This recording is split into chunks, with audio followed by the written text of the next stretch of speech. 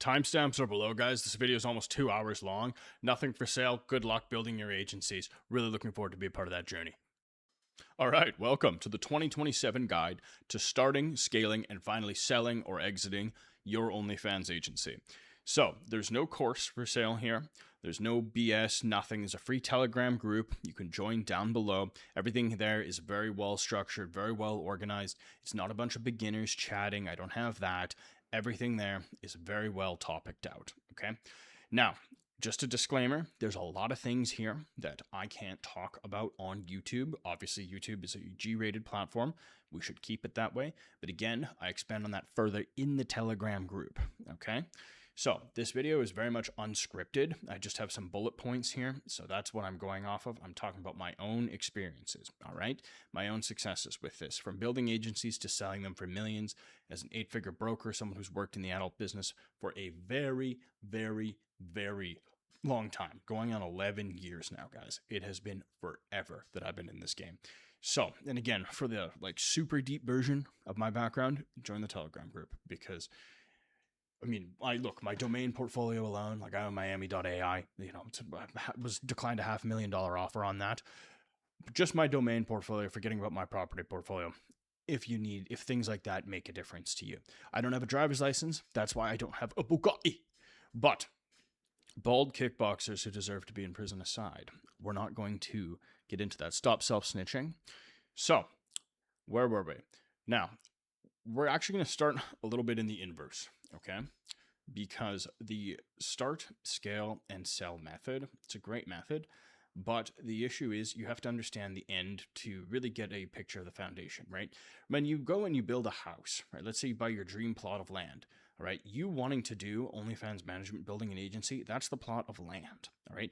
Now, when you're standing in front of that plot of land, you're visualizing your house, right? And you're visualizing what it's going to look like. Congratulations. So the foundation, you're already looking at the end, right? The sale, right? But you haven't even poured the foundation. You haven't even drawn the blueprints. I'm here to give you the blueprints, all right? Now, my commercial construction background and these analogies aside, let's get into what it really takes. Because if you're making $100,000 a month net profit with your agency, and just for the record, that's very attainable. That's not a lot of money. $100,000 goes very, very quick, guys. $100,000.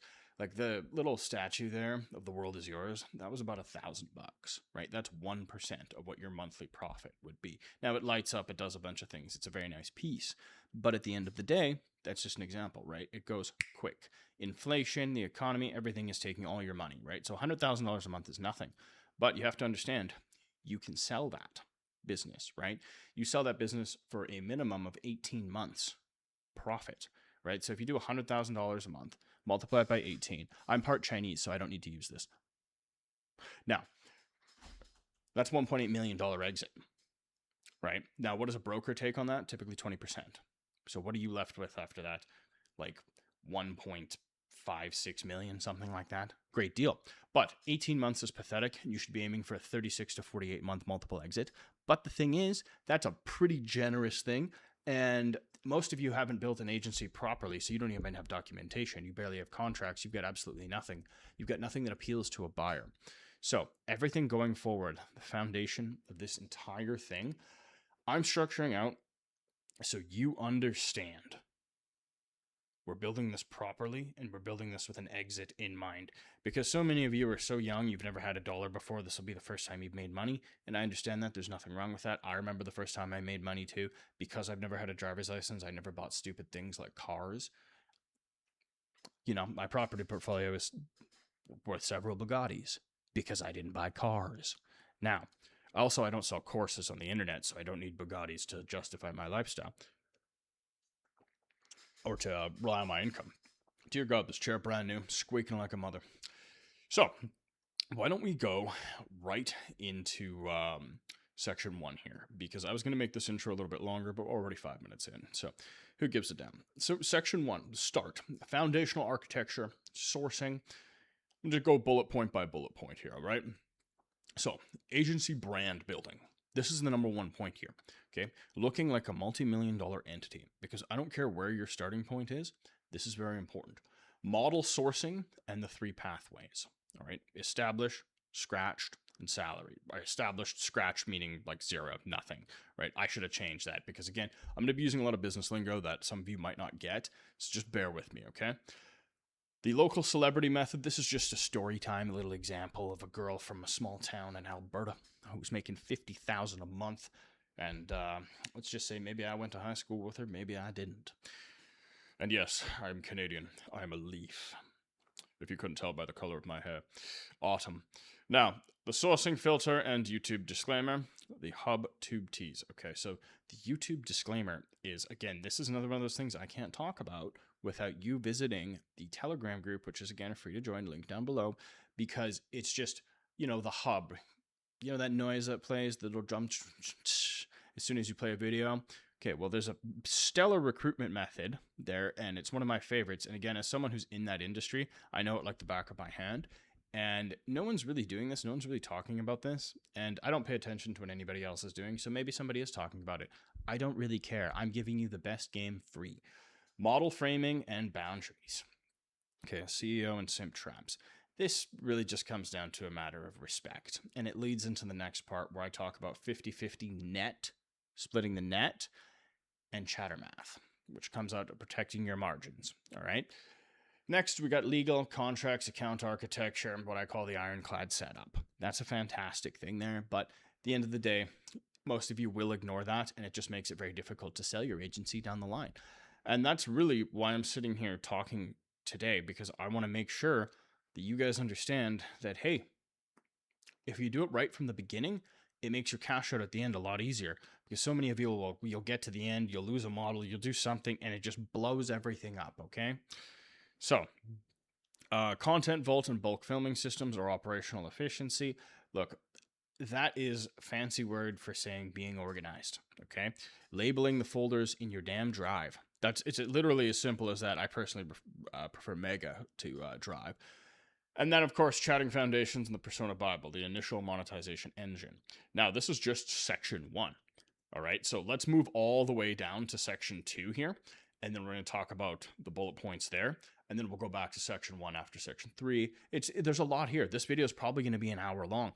See, I was already going to cut it and make it like intro part, but we're 7 minutes, 24 seconds in. Uncle Spencer's rolling. Let's roll, baby. Let's roll. Keep it rolling.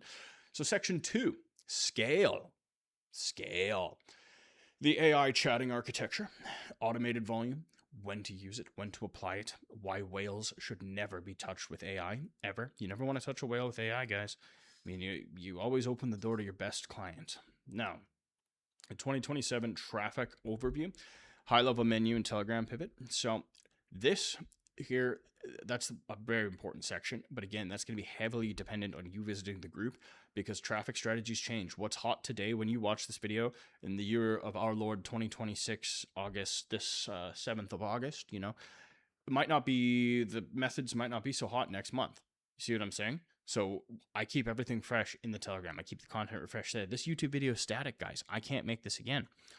So, timeline of scale, or what I call the trough of sorrow, death of a salesman. You may remember that from our English classes in school. Or if you're an American, I suppose you have I guess you don't have English classes. No offense to my American friends, but dear Lord, you guys spell color without a U. How do you do it? Timeline of scale, the trough of sorrow, death of a salesman. That's basically just a map of what I call nothing to a million. All right, now we'll get into that later. But building the delegation team, replacing yourself as the founder. All right, so that is where you buy back your time. Okay, you take a small percentage of your revenue and you buy back your time. And that's what I recommend you do. That's what I do. I have dozens of people who work for me. I don't have to do anything. I used to have 100 people who work for me, but AI came along and I was able to get rid of a huge chunk of them. AI will replace a lot of people, but I don't respect people who don't have a trade as a foundation. Like, I used to work in the trades, so I have multiple trades as a foundation, decade plus experience in commercial construction. I can build the building you're sitting in and the building I'm sitting in. All right, I'm not dependent on AI. AI can't touch me. AI has yet to be able to stack cinder blocks, pour concrete, or know that frost later on is going to cause your entire foundational wall to shift. And so you got to pack it with extra insulated foam. Otherwise, you're going to lose a $400,000 foundation. So KPIs and the scaling math. So diagnosing bottlenecks. This is basically just comes down to knowing your numbers. All right. if this machine scares you, first of all, this is like the best machine. If I had to marry a machine, I would marry this machine. Maybe not this one because it's Japanese and I'm not into Asian women. But I don't know. Do the Germans make calculators? Anyway, that's basically this. All right, it's very important. So in-housing operations is the next one. Margin control. So this is where instead of paying a chatting agency 13 to 15%, you bring it in-house and you pay them 8 to 12%, because 3% on $1 million is $30,000, and that could pay for your entire IT. You know what I mean? Like, that's just another $30,000. That is a used Toyota Camry, a 2016 Toyota Camry with 180,000 miles. That is a $30,000 savings, right? You could have an extra used Toyota Camry. I have 15 Camrys sitting outside. I need all the Camrys I can get. That's not true. I'd die before I drove a Toyota Camry. Not because it's a Toyota, but because it's a tiny little sedan. Now, offshoring your finances, killing the number one capital drain. Taxes. You make your money and then you send it off to the government. And where does the government send it? I can't say, because this video is going to become political very quickly. Now, I'm not stupid. I don't do that. All right. Everything I have is offshore. Every structure I have is better. If you are an American, first of all, RIP. I'm sorry, because unfortunately, the whole offshoring thing is very difficult, but it's still possible. Anyway, join the group because I have current strategies for that. Again, that's something that changes with laws, guys. And then finally, the agency roll-up or the mergers and acquisition M&A strategy. So I was educated by Gordon Bazar, who is a mergers and acquisitions or leveraged buyouts LBO specialist. That was the only course I have ever bought in my life because it was direct financial advice, and it was brilliant. Gordon Bazar taught me a lot, and I explain a lot of that in here, how you can acquire other agencies, because at this point, you're going to have enough capital where you're able to do that, okay? So that does it for section 2.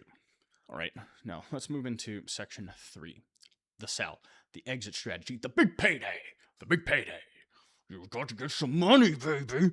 See how I'm kind of like Ben Mala, like face, you know, like I'm fat, I'm overweight right now, but that's okay because I have money, and the only thing that matters in life is money, all right?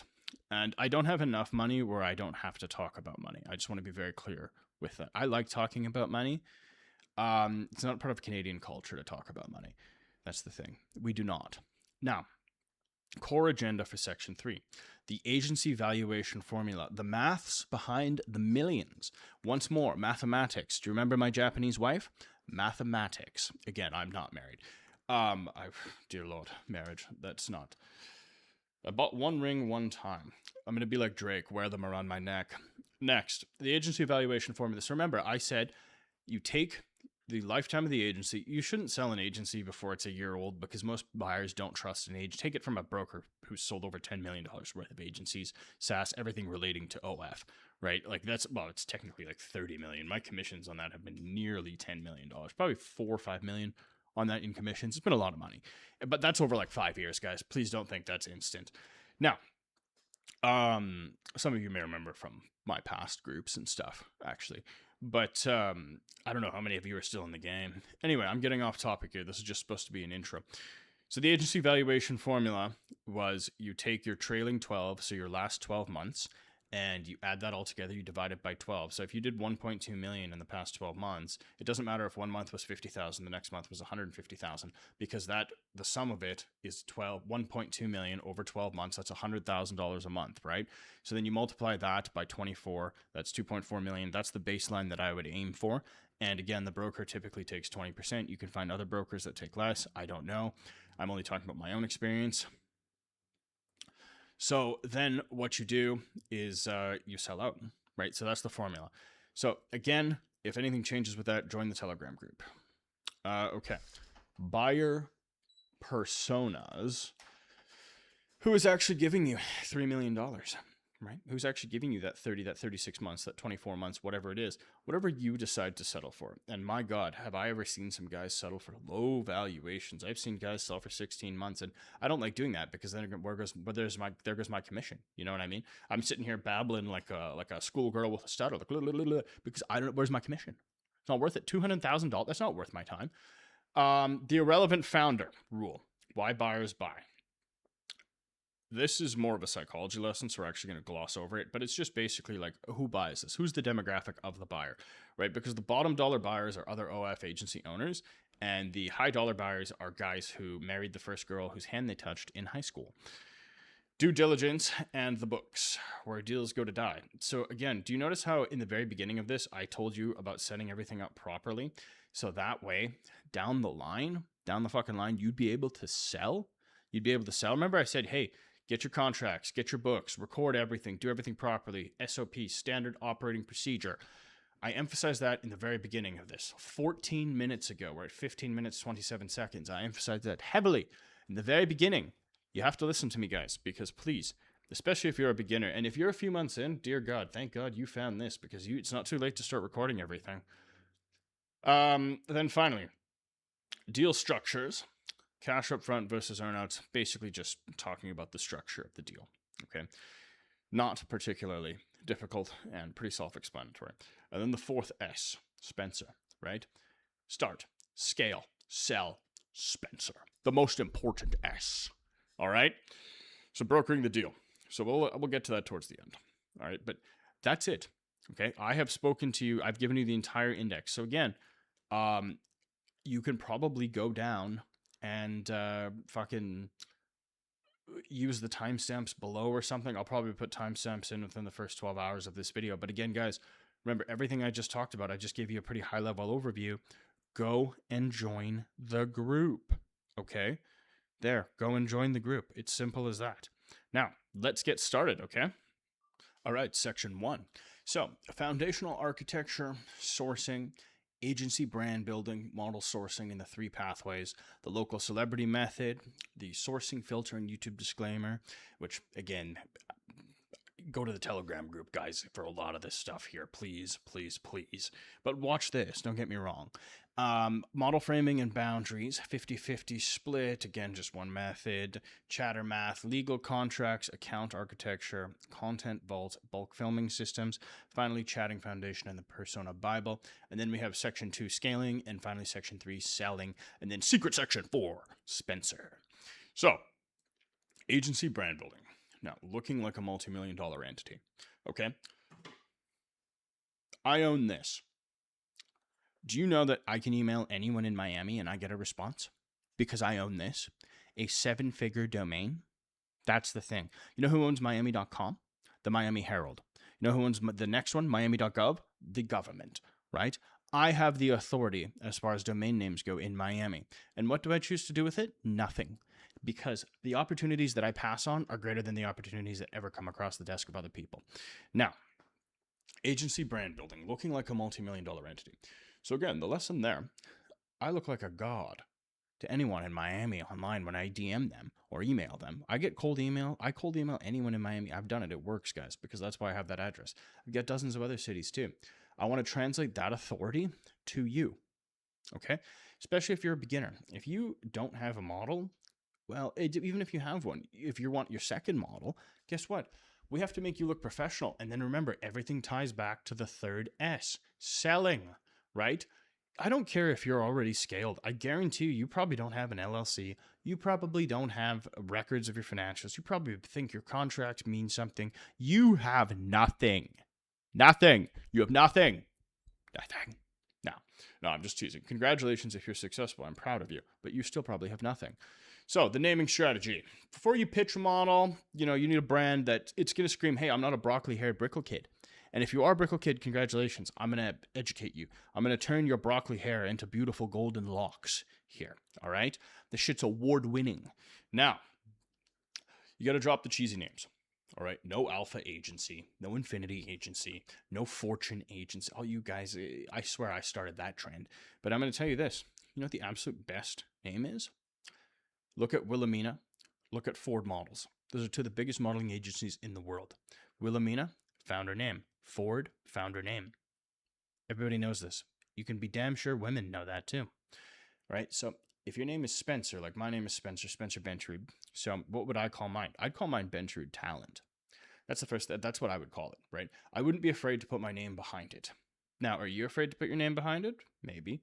Do you just want to keep it anonymous? Which is a perfectly valid thing, by the way. Perfectly valid. Go ahead. do it. Now, one thing I would do, if you think you're going to call it like Luxor Agency or something stupid, go to the USTPO, the United States Trademark Patent Office, and search that up. Make sure it's not trademarked, because I've personally sued the piss out of people for taking my names before, especially in the spicy space and the adult space. I have sued people. All right. If you're going to use my name, I'm going to sue the piss out of you because I have it trademarked. It's a registered trademark of me. Right now, I know agency owners who've sued before, and I've actually encouraged certain agency owners to sue. And it's funny. So you don't want that. So again, the name is super important. All right. I would personally put my name behind it, but then again, I'm public. All right. So it doesn't really matter. What am I doing? Now, I strongly recommend that you check out the group for a nomenclature education, which means names. All right. Now, web presence. So first and foremost, you need a proper, clean corporate website. And when I say corporate, I just mean professionally done. So we have a couple templates available free in the group. You can just go and grab one of those. That's what I recommend you do. I don't like the link trees. I don't like the cards. It should say who you are. Bonus points, by the way, because here's a few extreme trust builders, first and foremost. So the call center flex is number 1. The LLC flex is number 2. The physical office flex is number 3. But let's just talk about the number 1 because it's the cheapest. You can literally Google phone answering services, right? And they give you a phone number for $50 a month, $100 a month, whatever. You can put it on your website. And when you refer potential models there, and again, we're going to get into sourcing, that's the next one, but I'm trying to help you build a brand, a foundational brand. Not to mention, if you build this type of thing, it's helpful for getting corporate bank accounts. You can name your LLC after it, you can do whatever, but we're getting ahead of ourselves here. Look at me, I'm like a laser Turk. You'd think though, they're calling me the Al Pasha. Now that's way too high historical of a joke for most of you. But anyway, you get one of these call answering services. It's so easy. I remember my first one when I was like 17 and I phoned my own number and I could just hear some big black lady from the South. Hey, let's Bantaroo talent. And I was just like, hi, yeah. Because it was like a stereotype, right? Because in Canada, there's like no black people. There's like 4 and 3 of them are Drake, right? Or at least where I was from. Anyway, so I thought that was funny. But back to the original point here. If your business has a phone number you can call, someone answers with your business name, and that's what these call answering services do. That is the biggest trust builder you've ever heard. Now, you may say, oh, well, what does the person say? And well, the model's like, hi, I'm looking for Derek with, I don't know, Pashmina Afghan talent. That's not a good example for you guys. RCA talent, right? Okay, honey, what's your name? Let me take your number. Real simple, right? Real simple. That's the best possible thing in the entire world. It's fantastic, right? So then they just pass the information on to you in an email. It's so simple, but it's a massive trust builder, all right? Another trust builder, having your LLC listed in the footer of your website. In Europe, this is law. They call it an impressum. And basically it means that you have to have a paper trail of who the business is owned by the website, who owns and operates the website, right? In the United States, Canada, we don't really have that, but you should have it. It makes sense. Third thing, please, for the love of all that is holy, sweet baby Jesus in the manger, please make a proper email, okay? I don't care if you're called Buttpick Talent Agency. Your email should be spencer@buttpick.com, okay? Not buttpickagency@gmail.com. If someone contacts me from a Gmail, or if I see their presence as a Gmail, I don't take them seriously. Not for a second. Please. Unless you're like a super boomer, but none of you probably are. Okay, so again, we go over this heavily in the group, and there's some free resources there. So let's move on to point number 2, model sourcing, the 3 pathways. So first and foremost, you kind of have to ask yourself, like, if you already have a model, I'm going to cover that right now, right? But you have to say pathway A, the established girl. Now, whether you have her or not, it doesn't fucking matter. She has at least some sort of social media following. All right. Now, I have written down 50 to 200,000 on IG, TikTok, or Twitter, but hey, let's say she's got even 30. Now, is she on OF or is she not? It doesn't really matter because no matter what, she's probably making peanuts. That's the thing, right? So having an established social presence is great because it's instant cash flow from day one. But if you're at that point already and you're not on OF, what's the problem, right? Because most girls would be, And if they are, they're probably on their second or third agency already. And I tell you what, the amount of recycled models these days, it is perverse. They're being passed around like a 2006 Nissan Altima in Southern California. All right? That's been owned by 4 different women, all of whom love Takis and Buzzballs and hot fucking Cheetos, you know? Do you guys like my stereotypes here? Because I've actually lived amongst all of these people. Like, I speak very well Spanish, very good Spanish. You see how I'm fucking up my English here? 5 languages, always a problem, guys. Now, pathway B, the scratch girl. So, 0, right? She's 0. Now, this is the type of girl, I call them barrio girls. Well, actually, I call the salaried model barrio girls or you know, favelitas, you know, like favela girls. And so anyway, let's just talk about this. This is a girl, she's got 0, she's ready to do the work, you know. These are just the archetypes. But again, she doesn't have any traffic. And this is, in my opinion, the most common type of girl. We talk about this much more extensively in the Telegram group. I just don't want to get into too much detail here, because it's like, this isn't a problem most people have, but you have to build the foundation of the brand before you do any outreach. I'm just identifying 3 archetypes that you want to reach out to, right? So it takes about 30 to 60 days to build the initial traffic engine on that girl, pathway B, the scratch girl. Oh, and by the way, I should probably make the transcript for all of this available. I'll probably put that in the group. Now, pathway C, the salaried model, the infinite margin play. This is my favorite one, right? This is the favelitas. This is the barrio bichotitas. This is the move. All right, especially Brazilians, because it's a very easy way to cash out to crypto, which is a move I absolutely love, and it's a big thing. It's very attractive to sellers or to buyers, especially people who want to offshore. But that's in the sell section. All right, so. Anyway, typically just a foreign girl, third world country. And remember, Canada at this point is basically a third world country, right? So it can really be from anywhere. The United Kingdom is a third world country. Most people there barely make $2,000 a month. So, anyway, all that is basically is income level arbitrage. Now, I want to be very upfront with that. If you pay them a good down salary, your margin is effectively infinite. Like, you're going to make so much money. It's actually crazy. And I love these models. They're some of my favorite. The only problem is they come with socioeconomic status problems. And we'll get more into the group about that. I'm not going to slander people, especially on YouTube. I mean, I have no problem slandering people. I just don't want to do it on YouTube. But again, insane financial leeway, guys. If you're paying them $800 a month, congratulations. You can be making $30, $40, $50, $60,000. And what's your cost on that? Okay, $800 a month flat. And then what, chatters? Right? What's that, 10%? Time to focus on me, please. There we are. My apologies. Anyways, so one interesting little strategy there, though. If you have her on a salary, and again, like, what's the likelihood that someone from the barrio is coming after you legally? It is possible, though, and I have seen it once. Just make sure the contract you sign with them, and we're about to get into contracts, includes the rights to her likeness, her IP, everything.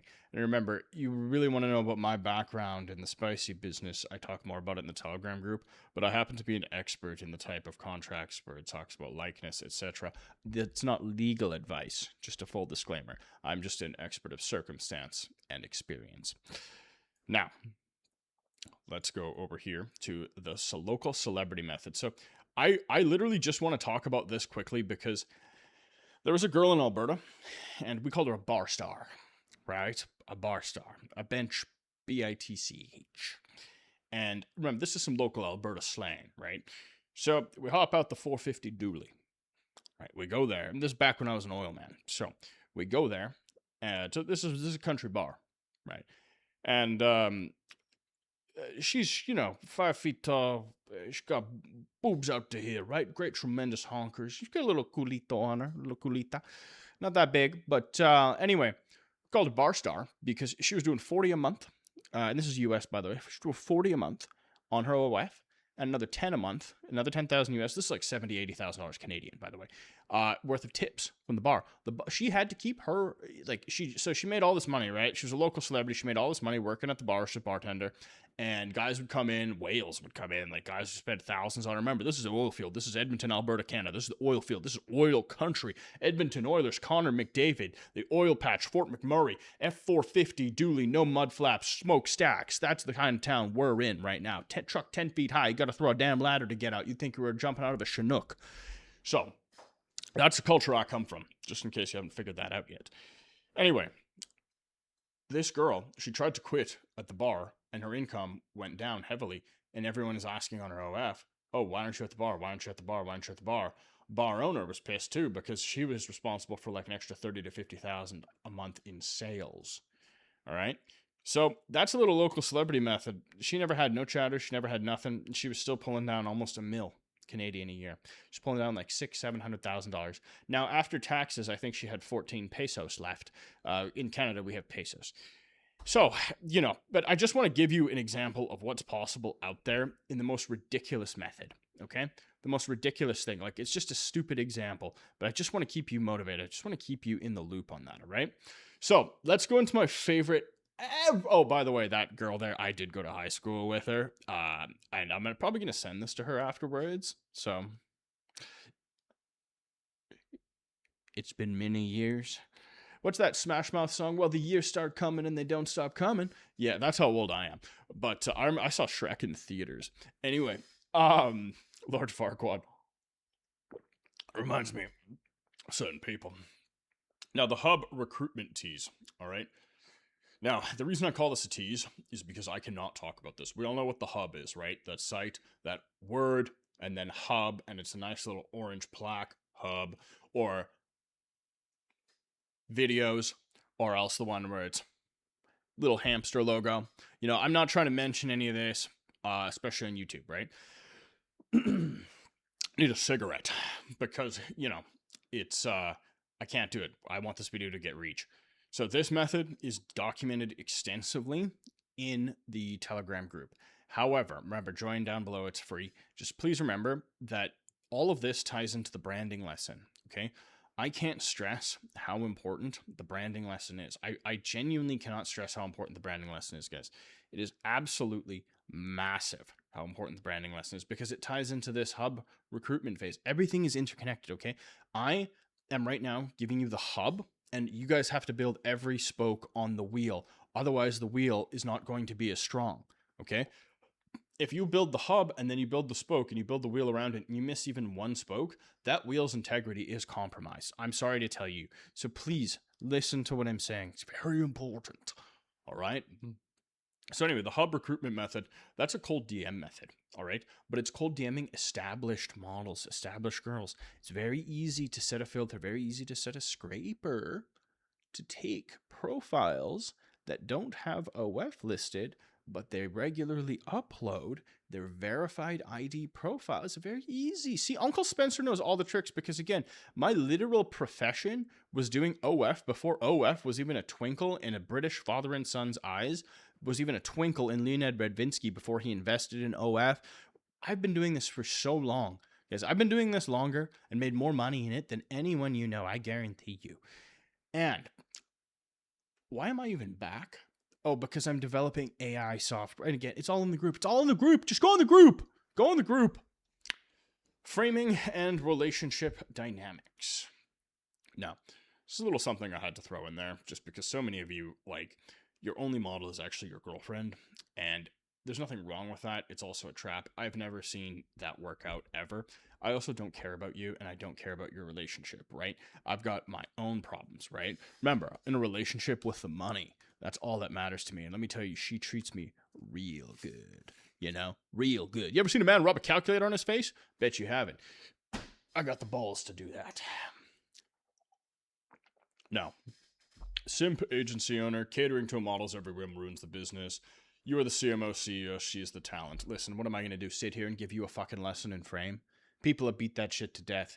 Be strong. Remember, you're the one who's generating the income.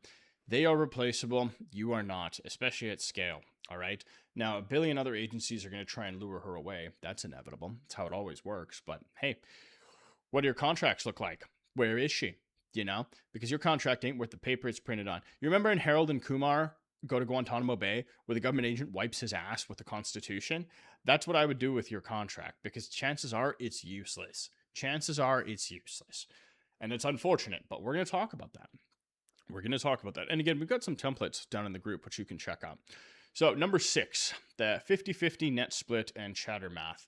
And this applies to a lot of the models. But look, I say 50-50 of net, right? Because certain models that I deal with, they're usually established in the spicy entertainment business as it is. They already have huge offerings. So I just make it easy. I say, let's just do 50-50 of the net profits. What are the 2 greatest expenses? There's some softwares, which again, you actually divide the software. Like I have my own custom softwares, but let's say you're using a popular software, and I'm not going to name anybody software because I don't really want to endorse anyone. The softwares that I like, whether I own them or not, they're listed in the group, okay? Under resources in every section. So please, and again, when I change what I use, I tell you, all right? I pass it on. I don't gatekeep. I pass it on. If I tell you, hey, I'm not using X because it's missing feature A, B, and C, I moved over to Y, but I don't like that it's missing feature W, whatever. You know what I mean? So let me actually, okay, pardon me. Thank you. Anyway, so I had to refocus the camera. So like I was saying, 50-50 of the net, right? Now your only real expenses typically are chatters, and even that expense has gone down significantly with the advent of AI. And then of course, administration, which, hey, I got my SOPs so dialed in. SOP, standard operating procedure. I detail my SOPs in the group. So gross versus net. What is net, right? Net profit. Net is just what's left after all the expenses. Okay, so you do 100,000 in a month. Let's say you're 50-50 net with a girl. You do 100,000 in a month. You have 10% to the chatters, so that's actually 90,000 worth of net. Then you got $500 worth of administration fees, so it's $89,500 worth of net profit. You take half, she takes half. Simple as that. That is the deadpan simple expression. I'm not talking about taxes, right? I didn't mention anything about taxes. We're going to talk about taxes in a little bit. I just wanted everybody to understand very easily what this is, okay? So, again, we're going to talk a little bit about chatters here. So, just so you understand, like, chatters, like, they're either going to ask on 2 models, base pay plus percentage or just pure percentage. Pure percentage is often models that are much more, or chatters that are much more reliable, much more professional, and they're typically only working with scaled people. Whereas base pay, they could want, let's say, $1,000, solid team, whatever. Let's say $1,000 for the chatting team. That's typically 3 people working in 8-hour shifts, 8, 16, 24, right? 24 hours in a day, 24/7 chatting. Okay, great. Plus maybe 5 to 8% or 8 to 12%. I personally pay the best chatters I have. I think it's like 11%. And then I do performance bonuses. And again, I have a performance bonus structure detailed in the group. Okay. And again, I just gave you some basic numbers there because again, most of you are probably beginners, especially if you're watching this. I literally just wanted to give you some basic stuff there because this actually changed significantly over the last, I want to say 18 months as AI chatting finally got decent, but what the hell. So let's move into the ironclad legal and account setup. Okay, so this section, look, I've worked with attorneys in the spicy space for a very long time because again, I am an OG manager in the sense that, again, you want my background, you want to see some of the unbelievable flagship properties I own in the 18 plus space, join the group, okay? I'm actually going to put a huge, like, who I am primer in there just because I'm 31 now, just so people fully understand some of the domains, some of the properties I own and have owned for a long time and the authority that buys me in the space. But anyway, ironclad legal and account setup. So account ownership. So who owns the OnlyFans account, the email address, the domains, banking and KYC, keeping payouts clean, tax compliant, setting up separate corporate entities, LLCs, personal and business ones, never mix, model safety, operational security, geo-blocking her home state country, watermarking content, DMCA takedown services. There's tons and tons and tons of content here, guys, that it's all very, very obvious, right? Now, again, with contracts, if she's in Colombia, you're in America, hey, that's pretty difficult to enforce. If she's in California, you're in, I was about to say Idaho. I don't know, Idaho. Yeah, you're in bloody Idaho. God knows why you'd want to be there. And I grew up in Alberta, so I can say that. Okay, that's an enforceable contract, right?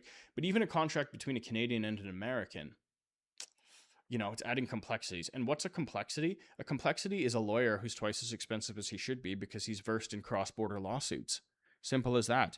All right. If you're in Europe and you got a model in Germany and you're from the Netherlands, okay, yeah, that's all EU, right? I'm not going to sit here and talk about this because I'm not a fucking lawyer, right? But the difference is, pardon me, who demands my attention?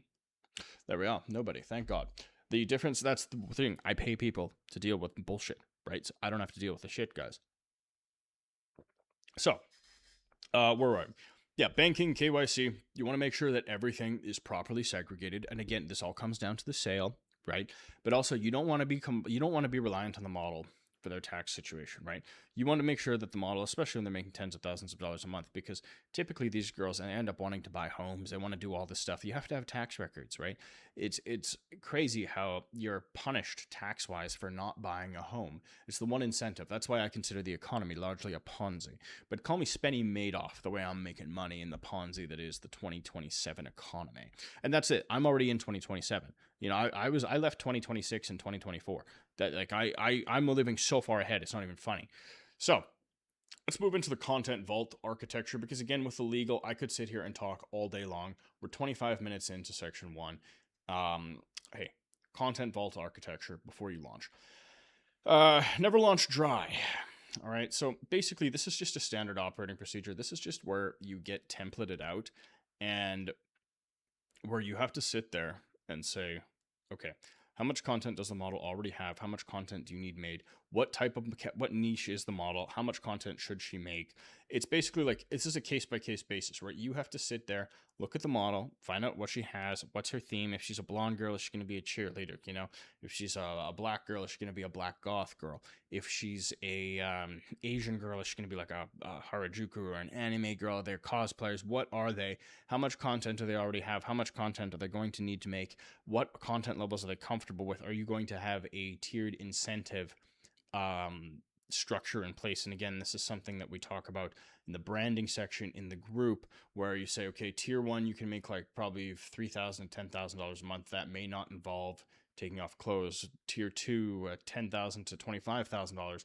That may involve more, more stuff. $35,000 to $50,000. Who knows what that involves, right? Again, things I don't want to talk about here. So, and again, this all just comes down to organization. It's very simple, but you're going to need this, and you're going to need it data-wise too, guys, because you have to be able to record. You have to know what you're talking about. You got to know everything. You really got to know everything. It all comes in handy when you sell. Remember, we're in the start section. Oh, and by the way, if you don't do this properly in the start section, this comes to bite you in the ass in the scale section, because guess what? You need to be organized. Please, for the love of God, be organized, guys. Now, chatting foundations, Persona Bible, getting your hands dirty. First of all, if you're brand new to OF, please do some chatting yourself. Please pick up your model's account, do some chatting yourself, because a chatter that detects a manager who doesn't know anything about chatting is going to eat you alive. All right. It's a bit like, again, I'm going to go back to contracting, because like if I go and we build something, now we work in commercials. So Amazon obviously knows how much it costs to build a warehouse, right? And we had clients like that. So if I'm building decks though, if I'm a pawn scum contractor and I'm building decks, and no offense to deck builders, but yeah, get a real job. Anyway, there's hierarchies in the blue collar world, guys. And blue collar might mean blue collar, but your truck is worth more than a Rolls Royce Ghost, and it's pulling a trailer worth more than a Rolls Royce Phantom, and you're pulling up to a piece of land worth more than a mansion on the water in any state. Well, not any state, but you know what I mean. So, back to where I was talking about here. What is it? The foundation. So, listen, you don't know what a deck costs? I'll screw you blind. I might charge you $30,000 for a deck that's worth $6,000. And I'm not going to do that because, again, I'm not a deck builder. But it's an example, right?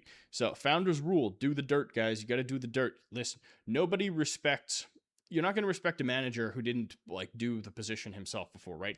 A McDonald's manager is never just a McDonald's. They don't just get the manager position. They have to work their way up from the bottom. A manager starts cleaning toilets, right? He knows what everything is. So, if a manager who's never cleaned a toilet tells you to go clean the toilet, you're going to be annoyed. But if you know he cleaned toilets to get where he is, and I mean, most of you are aspiring McDonald's employees, and that's okay, right? There's nothing wrong with McDonald's. I actually have a great respect for McDonald's. I think the Big Mac is one of humanity's best inventions. As you can tell by how fat I am, I love a Big Mac. I'm actually not that fat, but do the dirt. Guys, get in the inbox, chat with yourself, but you also kind of have to do this. It's number one, it's quality control. But number two, you got to get the eye for a whale. Okay, you got to become a whaler. You got to get the eye for a whale, all right? You got to be a Japanese guy sitting on a boat, throwing a harpoon into a 62-year-old white guy with a couple $1 million in the bank because he sold an HVAC company and he's lonely, all right? Because Gertrude ain't doing it for him no more. Sorry to say, Gertrude, you're out the door. Now it's Miss Kitty XOXO or whatever. I assume that's a real OF handle. Who knows what that goes to? So, do the dirt, all right? You got to learn. You got to get your hands dirty. Get in there, start chatting. Hey, and fail. Make some mistakes. It's perfectly fine, all right? You don't think I made mistakes? Because I didn't. No, I'm kidding. But just do the dirt, all right? And now AI chatters. This is a big thing, and we're going to talk about this more in the scaling section. And again, that's talked about more in the group as well, because the thing with AI is if you have a model that's trained, let's say you use Claude, you trained it on a bunch of chatting data. Okay, great. Now, if Z.ai or let's say DeepSeek or somebody else releases a cheaper, better model, I'm not going to tell you exactly what to do here because this is static, right? In the group, it is fluid. The group, it is current. Link down below. Please join the group for Christ. Now, the AI teasers. Look, again, I just told you what to do. I'm actually not even going to go into it. Persona Bible. All right. And again, this actually ties into AI as well. So remember how I was talking about, like, is she a black goth girl? Is she a blonde cheerleader? Like, what is she? What does she do? Okay, great. Look, what you got to do first and foremost is and you can work with AIs, and we have a guide to this again in the chatting, my SOP for it, because sometimes I sit back and I ask myself, how would I do this if I was a complete beginner? Almost like how I'm doing talking to you guys right now. I got strategies for that. All right, it's all there. So again, you're gonna just basically put together a little compendium, a little like Bible. Like I have like this page here. I don't even know what this is.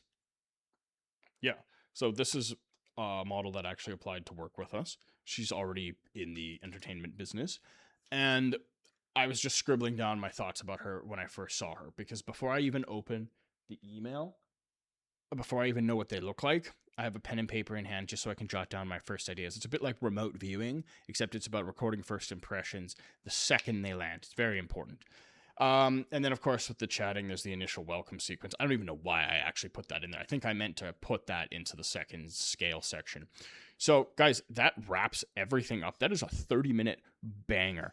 Basically, just me prompted by my bullet points. But I hope you found value in that, because that's just it for section 1. All right, that's it for start. Now, again, please, please, please, the Telegram group. I cannot stress how important the Telegram group is. Go down, join. Uncle Spencer is in the Telegram group, ready to help you make millions. So that's it for section 1. Thank you so much, guys.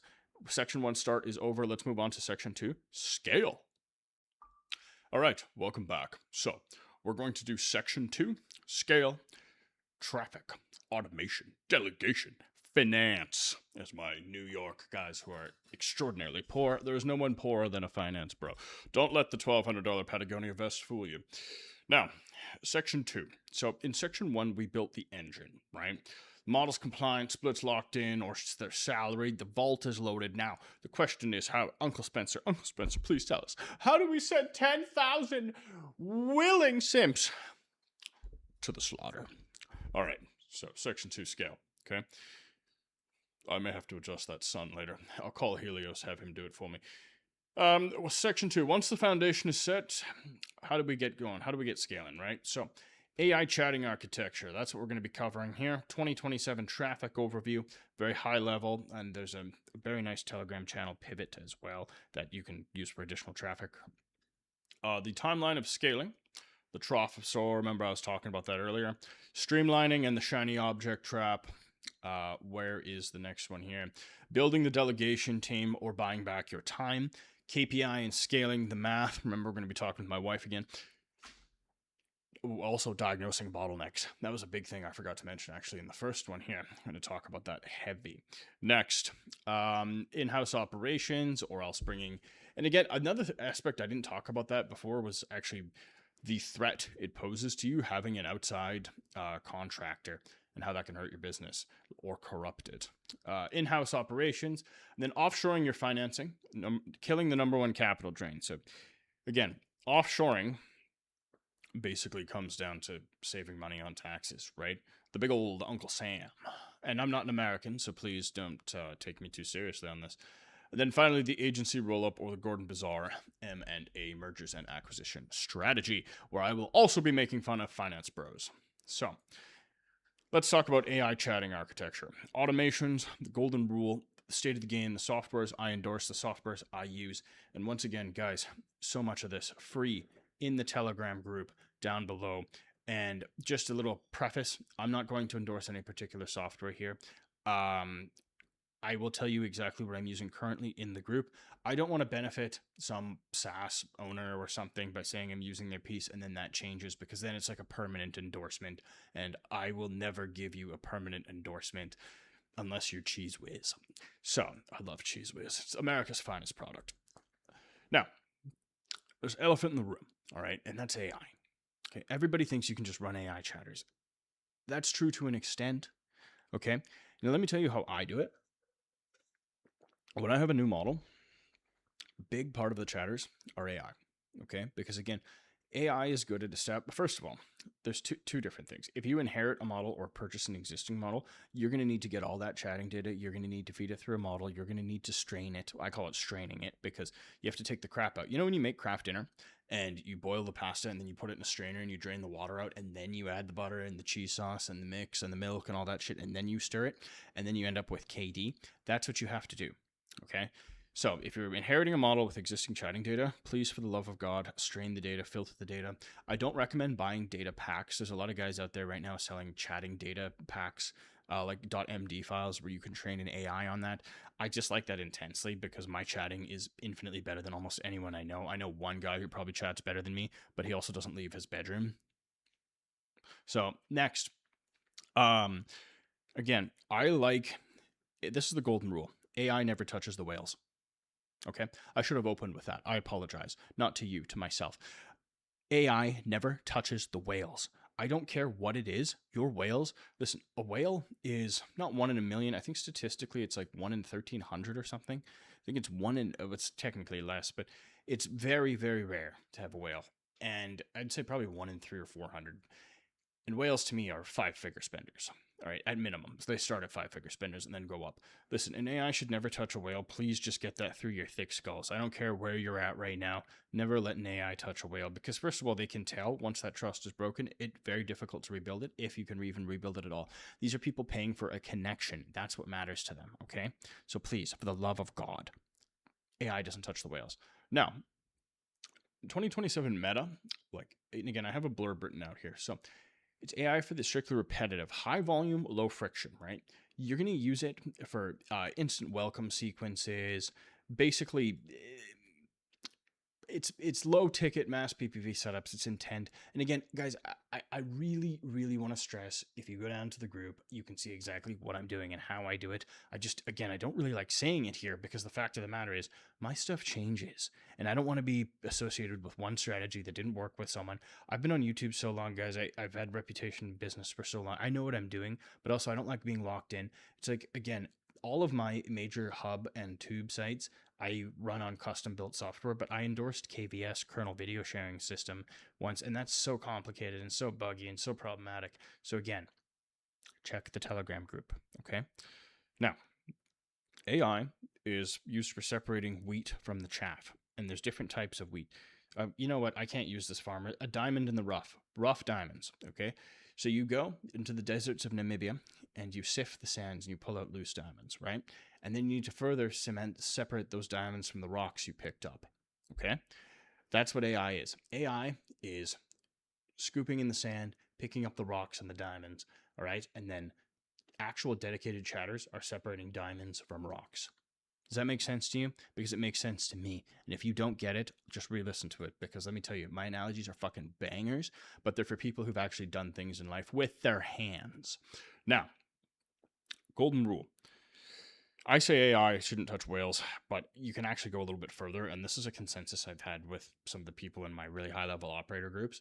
The AI should not touch the top 5% of spenders. Because, your whales are paying for authentic, like deep parasocial connections. Okay. And if a $3,000+ a month gets a hallucinated AI response, that's the end of the world, guys. Okay. Whales, they're high touch. They're high maintenance. And high maintenance, you're well paid for that high maintenance. It's like a Ferrari, right? Yeah, it costs money to own. I know, because my bookmark right there, Ferrari issue. Worst vehicle in the world. Absolute worst. Don't even have a driver's license. Still the worst vehicle ever. I don't buy cars for people. What else? So, again, guys, I got a little disclaimer here reminding me, Spencer, don't name a software. I'm not going to name a software, okay? Software I use, I have a custom-built software, but the softwares that I recommend to you, I'm going to put them in the group down below, okay? So again, free Telegram group. But the problem is, big problem is too, hallucination. All right, AIs will hallucinate. They always fucking hallucinate. I can't stand it. Doesn't matter how good it is. Even some of the systems I built, and I'm basically AI native. That's why you hadn't seen me for 2 or 3 years, because I disappeared. I did crypto for a year, and then the last 2 years I've been doing AI. I'm one of the most high level AI people I know, and when I say high level, I mean because I'm not theory, I'm practice. That's what my AI is. So again, you want to learn about that? I talk about it in the group, and it's just again, one more thing. This .ai gets me access to a lot of circles, particularly around AI. And I'm always the one doing dirt. I'm always the one doing 18+ stuff. And everybody always wants to talk to me because at the end of the day, the spicy business is the most innovative business in the world. And everything flows downhill from us, from credit card processing to video streaming to robotics. It all starts with the most base of human desires, and that is sexuality.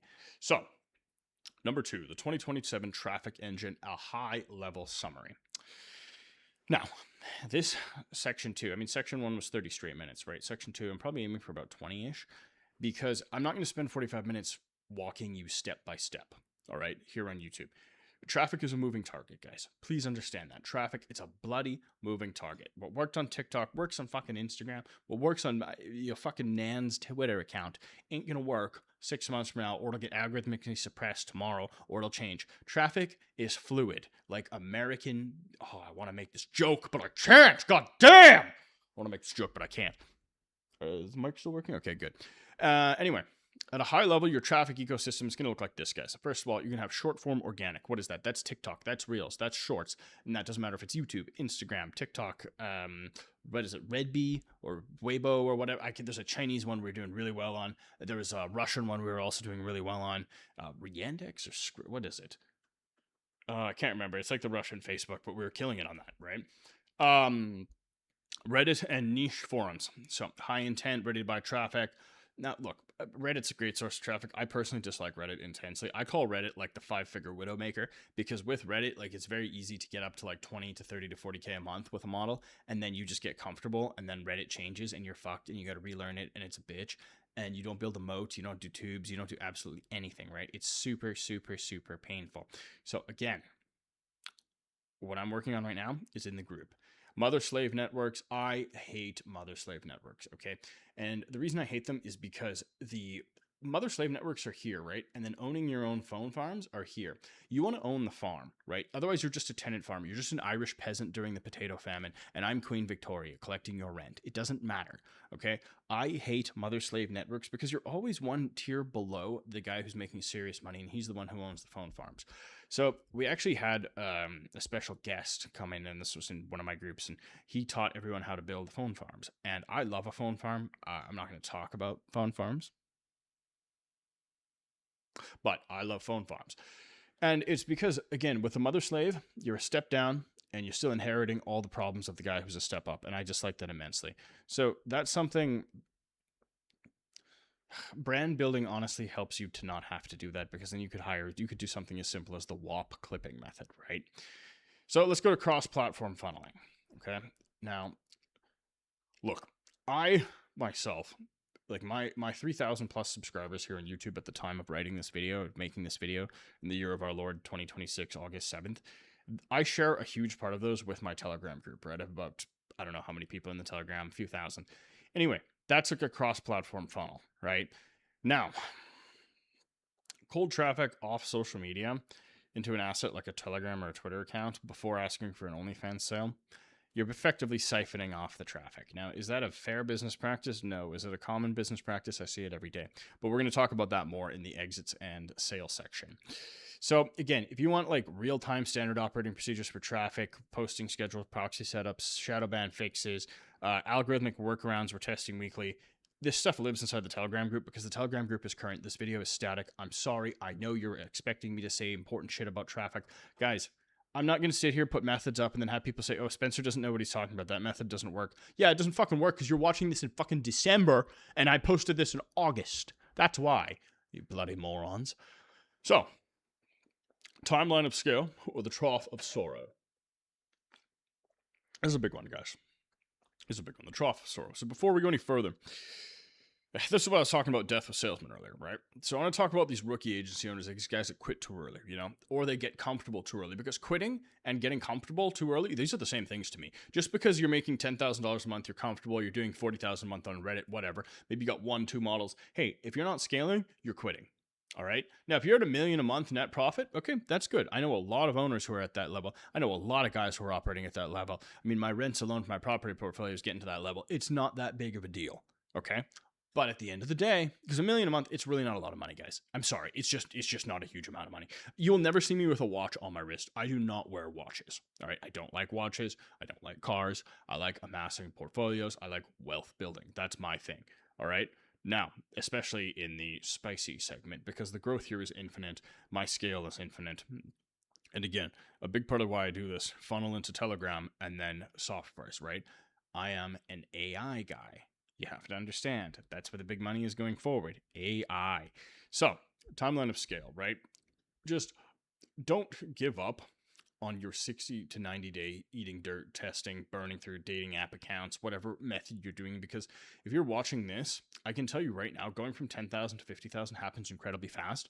What's difficult is maintaining that 50,000 every single month. Because as soon as you dip down to 48,000, that's fine, right? But it's dipping down to 35, then 23, then 13. And your lifestyle has inflated so much in the meantime that you are actually fucked. All right? Now, I'm trying to unfuck you here. Let me pull the fuck out of you, right? Let's unfuck you. So, one moment. Anyway, so back to what I was saying about getting unfucked. What you have to do is not fall into the trough of sorrow. Because again, it's very easy to go from 10 to 50K. And what I'm telling you right now is it's more difficult to maintain. You have to make sure you're able to maintain. It's easy. Anybody can hit a home run once, but to hit a home run consistently, anybody can be, you know, the drafty who does a first home run in his first game. Everyone thinks it's going to be amazing, but he's no Barry Bonds. He's no A-Rod. He's no Rod Carew. He's none of these people, right? I don't know anything about baseball, but I assume those guys are good because I know who they are. Anyway, you got to be able to be a repeat hitter. I can't tell you how many guys go and they spend they earn $50,000 when they used to earning 10. They spend $40,000, and then all of a sudden, I hate dogs. And then all of a sudden, call me a Muslim. And then all of a sudden, their lifestyle costs $30,000 a month. They can't afford it. Your favorite guru in Miami, probably the same type of guy. You know, it's funny. When I leave a property, I typically sell it, and then I get accused of losing it by idiots online who've never seen someone who has the capital to have multiple properties or to like flip houses and stuff. It's very entertaining to me. Now, streamlining and the shiny object trap.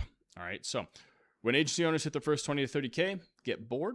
They hear about a new underground dating software. They hear about a new phone farming method. They hear about a new traffic method. They hear about a new paid platform. They abandon their core system. They run off and they go test something else that isn't proven, that isn't bringing the bread in. Now, I cannot stress to you enough. My God, my hair is beautiful. But I can't stress to you enough. Look, if it ain't broke, don't fix it, right? Why are you changing everything up? Why are you fucking everything up? You have to maintain, okay? If you are running a successful restaurant and the bay next door to you, the commercial bay, it's a unit, we call it. The empty space, I gotta remember, sorry guys, I understand not all of you know anything about life or construction or real estate. Again, please forgive me, I'm 31, but I was operating at this level at 21. The amount of scale I do in 1 year is greater than most people's lives.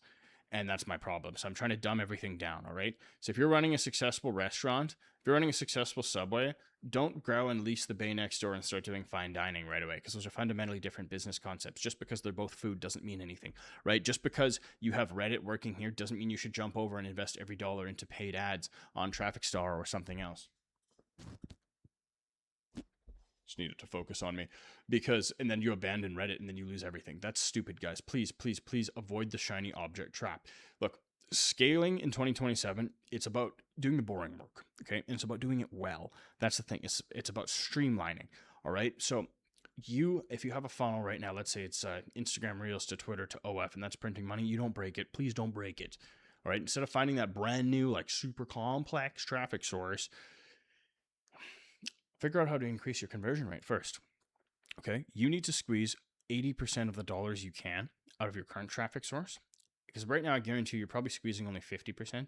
You probably don't have any SOPs for remembering clients' whales' birthdays, events. You're probably not even putting enough events of your own out there, right? Like half my models, I think they've graduated college 14 times.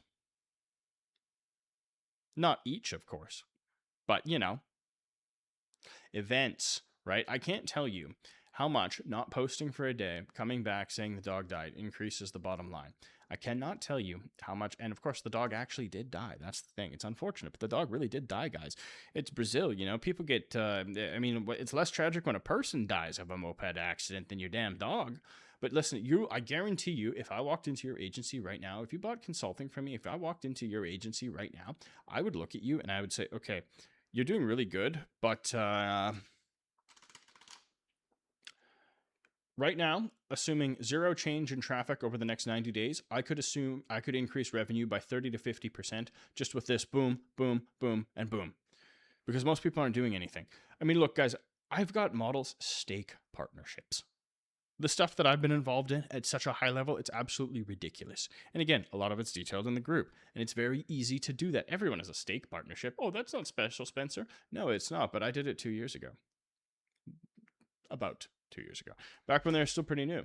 That's the difference between me and everybody else. I'm leveraging outside sources of revenue to increase the dollars on systems that are already so streamlined and so optimized, you'd think it was a Rube Goldberg machine in its perfection. I have come up with perpetual motion machines for dollar extraction from simps. I am like a god at this, and I detail a lot of it in the Telegram group. Check it out. Now, building the delegation team, replacing yourself. This is about buying back your time. Now, guys, I'm going to tell you a little story here about how Uncle Spencer is effectively a dictator from the 1930s, and not the one with the mustache that was this big, but the mustache that was this big. I am like a Soviet, right? I'm putting out 5-year plans. I'm doing everything on a grand scale. I mean, I'm displacing 100 million peasants and starving them to death. I'm selling the grain for parachute silk so I can do my own version of Operation Barbarossa. Dear God, these references are far too advanced for any of you. My God, if you get them, congratulations. I want to shake your hand. You'd have to buy me a drink first, though. I'm basically a prostitute for a gin and tonic. But building the delegation team, replacing yourself, guys, you can't... First of all, I don't care how good you are of an operator. You're not that good, because you can only be in one place at one time. Take it from a guy who comes from a commercial construction family. You can be the best at every trade in the entire world. You can be the best at concrete. You can be the best at drywall. You can be the best at framing. You can be the best forklift operator, #certified. You can be the best at everything, but you can't be on the forklift while you're pouring concrete, while you're cutting sheetrock, while you're unloading a lift at the truck, while you're at the Tim Hortons getting the crew coffee. You can't do all that. You have to be able to delegate, guys. You have to be able to delegate. If you can't delegate, you can't scale. I don't care who you are. The only people who don't need to delegate are typically crypto scammers. Malone Lamb didn't need to delegate, but look where he ended up. You know what I mean? So, the delegation team. If you're still setting up accounts, editing clips, chatting in the DMs at 3 a.m., you don't own a business, you own an exhausting job, and you have to delegate. I wrote that line myself. I hate it because there's no F words in it, but it's the truth. So, this is the delegation hierarchy, okay? And this applies to pretty much anyone at any level, but again, it applies to you if your girlfriend and you are doing $50,000 a month and you have one chatter, or you're doing all the chatters, or it applies to you if you have 50 chatters, 100 girls, and you've got the most horizontal agency I've ever seen, which I would hate. I hate horizontal agencies. So, tier 1, your chatters. So these are frontline workers. They're managing the general inbox, operating 1,000 base pay, roughly 10% commish, whatever. We established this in section 1, all right? So that's the first delegation you do effectively, right? Because remember, as a manager, your actual first delegation is the model creating content, right? And she should upload it herself. They should upload it themselves. They should do that, right? You could just have them upload it blindly, but honestly, they should organize it a little bit better. But anyway, the real one is the chatters, right? Now you're not chatting. Okay, great. Now, what's tier 2? Because everyone can do tier 1, but what's tier 2? Oh, and by the way, tier 1 can be some AI as well. Big deal, all right? Tier 2, content funnel operations, all right? These are dedicated virtual assistants, right? These people are doing the auto posting. And again, there's softwares for this, right? It's nothing, but you still have to set up the software, right? So do you want to be doing that, setting up the software? Do you want to be feeding it? Because all of this still needs to be delegated. One competent Filipino is worth 50 times their weight in gold, okay? One competent person is worth 500 times their weight in gold. That's the real thing here. And people say, oh, automate this, automate that. Yeah, and what happens when it fucking breaks at 3 a.m. and you're asleep? Or what happens if you're out to dinner with your family and it breaks? You're in the bloody movie theater watching the new goddamn Harry Potter. Snape is black. Who the hell knows? I don't know anymore. But you need competent people. You don't have a competent human being. I can't fucking go pick up my phone. Ring, ring, ring, ring, ring. Hello? Yeah, this is Spencer's assistant, and I got a lot of those fucking things. Let me tell you, who wants my attention? Can't do it. Anyway, dear God, you need people. You need an executive assistant. It makes your life so much easier. So I used to have a Virtu phone, right? This is just the Galaxy 7 Fold, but I used to have a Virtu phone. That was a $10,000 phone back 5 years ago, and it came with there was a button on the side. It was a ruby button, and it had an executive assistant out of London, and they got me anything they want. That was the best thing I ever had, and I only use that for luxury stuff, right? I've had executive assistants in my business for as long as I can bloody remember. Can you just focus on me, you piece of shit camera?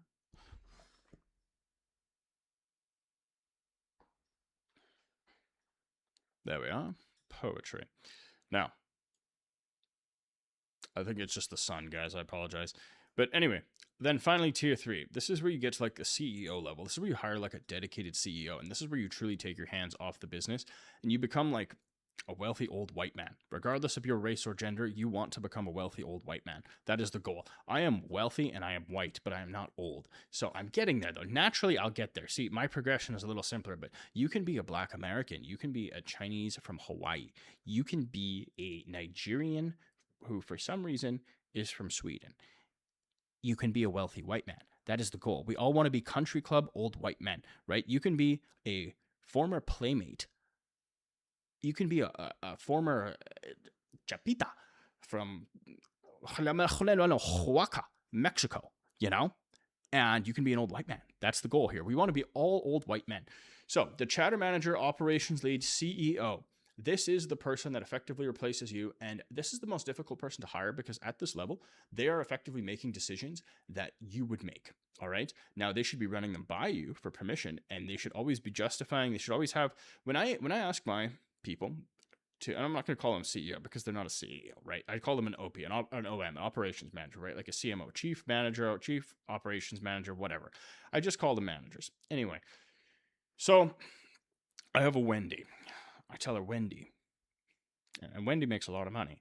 And I say, Wendy comes to me, right? She says, Spencer, I want to do this. And she'll tell me the overarching idea, why, and then the pros of this idea, and then the cons of this idea. And then at the bottom, it's basically a blank space where I make my decision, right? And we go back and forth, etc. But you need a Wendy. It's very important, gentlemen, ladies as well. You need a Wendy. Now, I talk more extensively about this actually in the group and how I structure that. But this is a really important thing, this delegation video, and it's going to deserve a video on its own. So check out the rest of the videos on my channel. Oh, first time I mentioned that. Also, like, subscribe. You know, I'm going to do that. It's all going to be perfect. I'm going to make a beautiful video on that.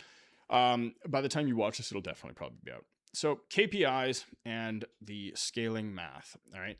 So top tier agencies, we scale on math, right? We don't scale on feelings. You know, we need evidence. We need a solid reason to make the decision. 1 second. All right, so we're looking at the lifetime value. We're looking at the average revenue per user. We're looking at the PPV unlock rates. We're looking at every damn metric, every bloody thing you can possibly imagine. Oh, and by the way, you know what we do? We take all of this and we feed it into one of our offline LLMs, to one of our AIs. And I say offline because your operational security with AI is very important. I can't tell you how many SaaS out there are industry specific, especially in OF, affiliate, etc., where it's like, hey, download your data, upload it here. Guess what they're doing with that data? They're harvesting it. They're going to know all your campaigns. They're going to know all your models. They're going to know everything. It's a little bit of operational security for you. And I shouldn't tell you this because I indirectly benefit from this. Obviously, I don't criminally take people's data, but I would always recommend putting your stuff into an offline LLM. Always. Never put it online. You don't want to be... Stop self-snitching, okay? Bruce Rivers, criminal lawyer on YouTube. CLR. Bruce Rivers, CLR. Stop self-snitching, okay? But you shouldn't be giving away that data anyway. I mean, I can talk about integrity and data breaches and the privacy rights and CAN spam, and I can talk about this till I'm blue in the face. I'm not going to. What I'm trying to say is that we need to examine all the metrics. You got to run the numbers, right? Did you run the numbers? Run the numbers. You got to run the numbers. That's all that bloody matters. Look, it's just boobies or something, probably. Damn, that's so close. Anyway, you got to run the damn numbers. We operate on facts, not feelings. And this is where people fuck up because you take the information you get, you run it through. And what I like to do is I like to run it through month by month. And then I ask the AI, I say literally very simply, I add it all together. I put it in. I say, based on your analysis on the monthlies, so each individual monthly analysis, how do you feel about the year? And I need you to predict 3 scenarios going forward. And I have what I call the analysis and prediction method in the group, which again, link down below, where you can go and you can see, right? And this is a very important thing. It really is. It's just... The insights, look, people hire me for consulting all the time to look at their data. I just end up feeding it through my AI because at the end of the day, my AI is so well trained. It's like the Spencer inferior, right? It's like my second brain. And I recommend you do this. And I have a standard operating procedure for how to do this in the group, okay? I do. It's not a difficult thing to do. I just want you guys to fully understand what you're doing with it and how you need to do it. Okay. So you know what? I don't even want to talk about that any further because I have a video and a section in the group detailing that so well. You guys can find it there. Now, in-housing operations and margin control. Okay. First and foremost, this is a big part of your exits. Okay. This is a big part of your exits. And you know what? Actually, let me just rewind for 1 minute. So going back to KPIs and the scaling, facts, not feelings, that's very important as well because it's going to help you establish a pattern of business behavior for the new buyer and as well as business lifetime prediction, right? Revenue prediction for the future for the buyer, which is, again, guys, incredibly important. So please keep track of your numbers, know your numbers, please, guys. And just remember that software you're plugging in, it also knows your numbers. They know everything. And I know because I've sold a few of them. And also I have a brain in my head. So in-housing operations, margin control. This is very important. All right. Now, in the beginning, you can outsource everything, right? You can use external chatting, taking 30% of your gross, 10%, whatever, monthly SaaS fees, you buy from outside vendors, you lose all your data, you lose control of everything. You are a pig with 40 spears, and everyone holding the spear is another Amazonian tribesman taking an ounce of your blood, all right? Everyone has a finger in your pie, and maybe that's your thing, but it sure as shit isn't mine. So when you scale, guys, margin is everything, right? Every external service you have, it's bleeding your net profit. It really is. To truly scale, guys, you got to bring it in-house. You do. There's no choice, okay? You build your own internal team, salaried chatters. You hire an in-house video editor, flat monthly salary. And again, the AI video editing, I dislike the AI video editing. You know who I hired to do my editing? A team of gooners. Like straight up gooners. These people are straight up D-gen gooners. Gooning. That's what they do. They goon. I don't get it. I do not get it. But remember, we're all positive people, and your life doesn't impact mine so long as the profits keep flowing and the labor keeps working. That is what I care about. Next. So, blah, blah, blah. 100K gross, you go from losing 20K on expenses, and you can put that back in your pocket. Because the thing is, you have to trim the fat, right? You got to trim the fat. It's very important, you know? Because the thing is, like, you are not Prometheus stealing fire and giving it to the humans. We're not tricking Zeus, right? But the important thing is, when a buyer looks at the agency, and this is how I actually get some buyers deals, I'll say, like, hey, look, I know that guy's overpaying on chatting. This is what makes me so powerful as a broker, because I know that guy's overpaying on chatting. So what has to happen is this, right? You can buy this agency and you can put another 5% in your pocket by bringing a chatting team in-house. I can consult on that and help you.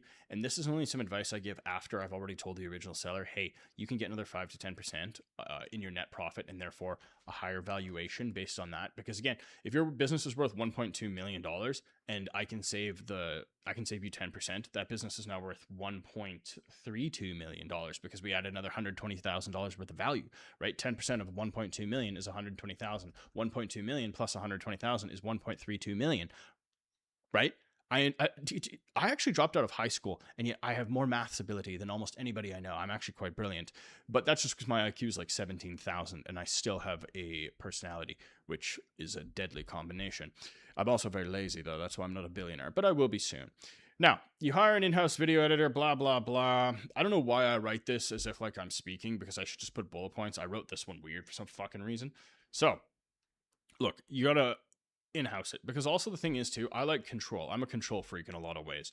I like control. It's not that I can't delegate, but I need to be within my own organization. That's why I have no external vendors in any of my operations. I built all my own softwares. All my data stays in-house. No one knows who my models are. My attorneys are on the take at a percentage basis.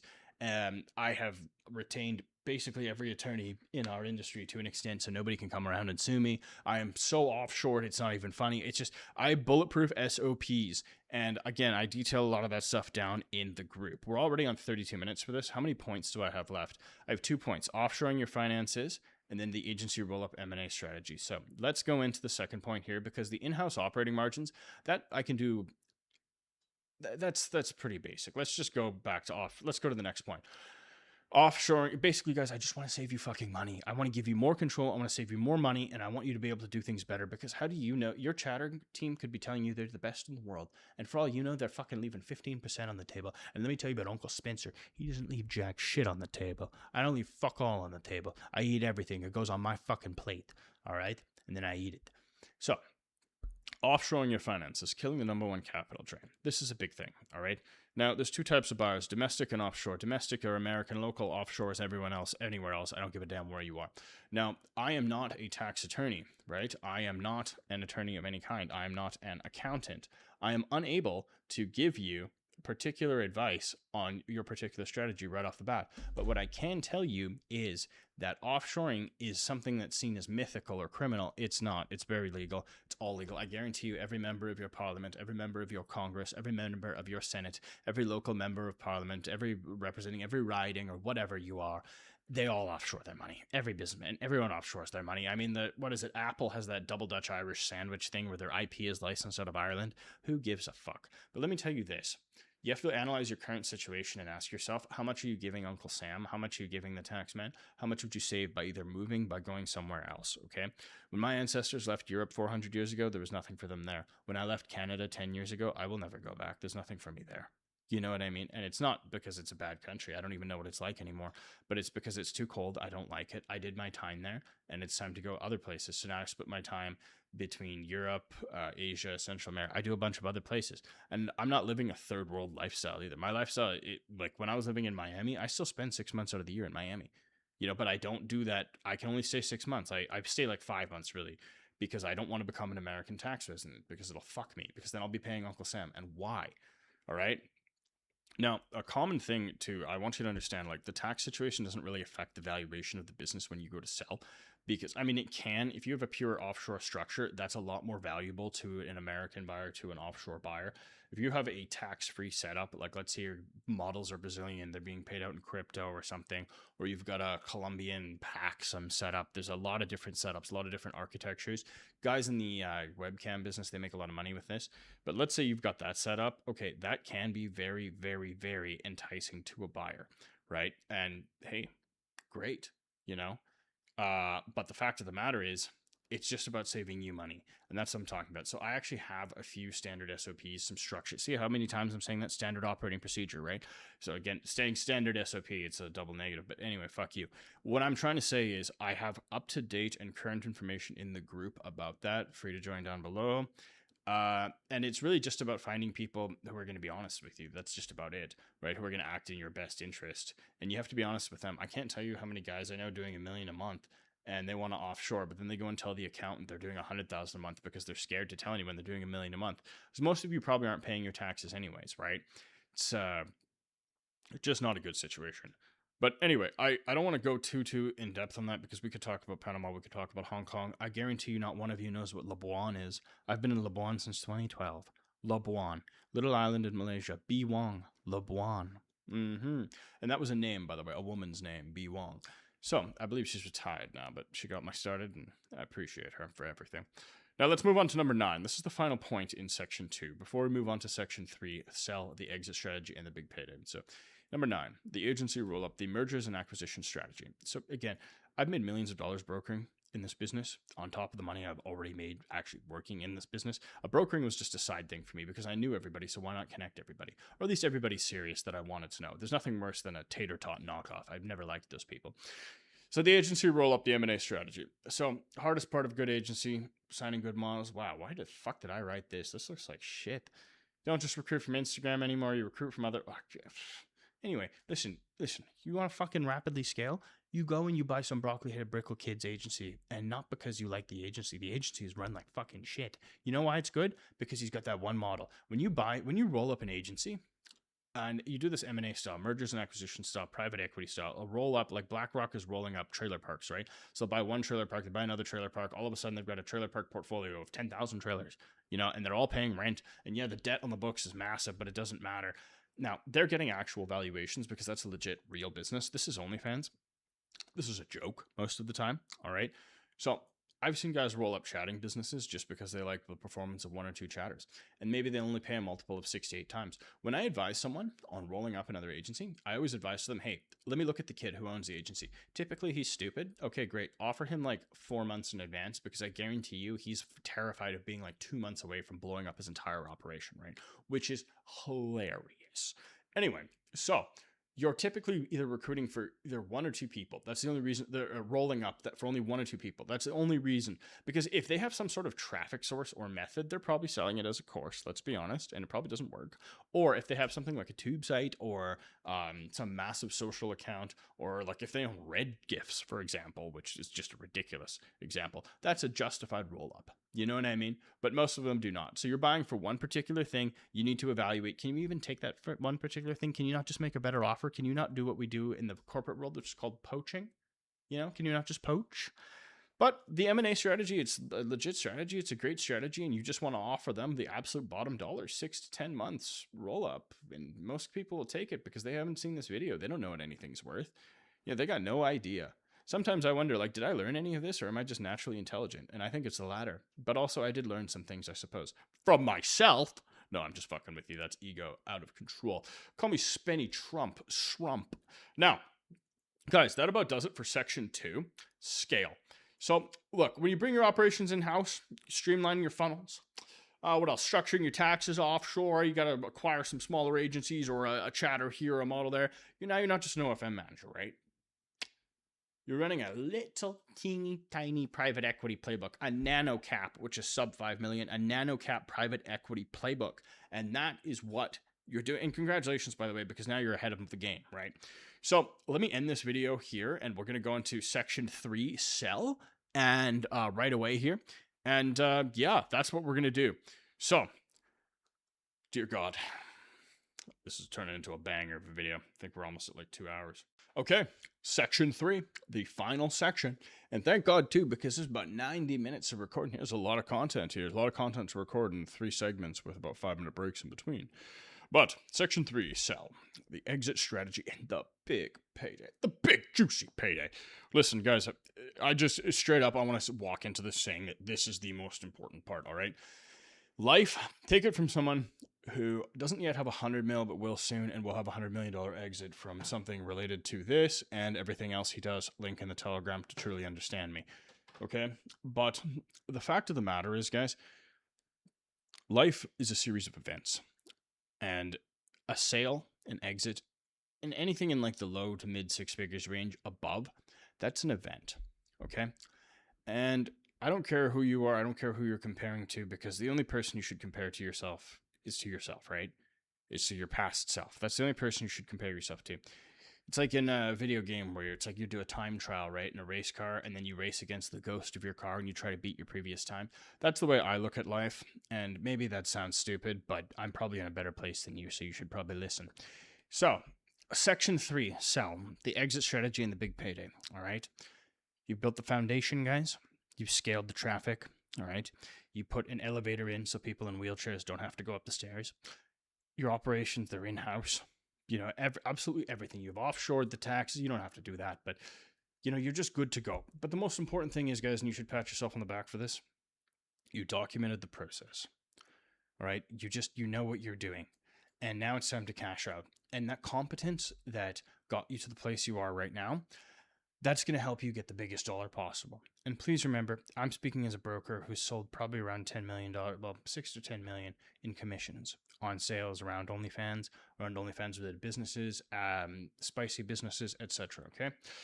So, Section 3, sell, the big cash out. And this is where most of you are completely blind. So, we got a lot to go over. Actually, we don't have too much. So, let's go over the core agenda for Section 3. Agency valuation formula, right? The math behind the millions. Then the buyer personas, who's actually going to give you $3 million for an agency making $100,000 a month. The irrelevant founder, why buyers buy, which is again profile of a 62-year-old white man who sold an HVAC company for $5 million or $15 million, never got any action because he married Ethel or Gertrude, the first person he ever touched. And there's nothing wrong with that, but he's a pissed off boomer, a bitter boomer. Due diligence in the books, now where deals go to die. And that's the truth, guys. But remember, if you followed Uncle Spencer's advice and you're revisiting this video 18 months from now and you're about to contact me for assistance in selling your business, well, congratulations. You know, that's where you're at. And by the way, I'm proud of you. You kept your books. You did everything, not by the book, but you did everything properly. And that's all that matters. As long as you have books in the first place, the gaps can be filled in.